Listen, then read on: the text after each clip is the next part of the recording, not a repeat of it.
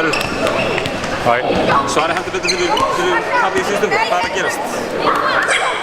Við vorum bara hörku ákafir, aggressífur í dag og bara drullu þéttir, sérstaklega varnarlega, eitthvað sem við vantað. Ég meina, KR skora 65 stiga heima, ég held að þetta sé að lægsta sem það skora í einhver ár hérna held ég. Þannig að þetta er bara hörku góð framistæð í dag.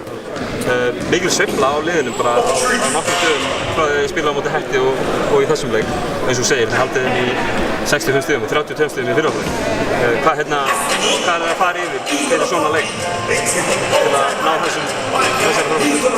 Ég held að allir hafi bara farið aðeins djúpt innan við og hugsað sjálfan sig, sjá hvað þeir geta mætt með til leiksins til að bæta leik liðsins og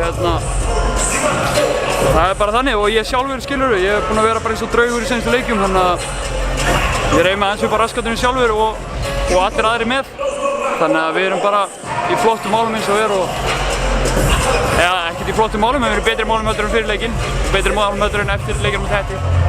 Þú talaði eftir Hattaleikin að Keflavík væri mögulega að fara að missa úrslitakeppni í fyrsta skipti. Hversu mikil pressa er það?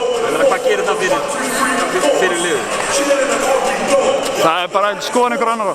Það er bara skoðun einhverja sem er ekkert inn í okkar búningsherbergi og þeirra skoðun skiptir ekki máli fyrir okkur. Við erum í þessu saman og ef fólk trúir ekki á okkur, það er bara fínt. En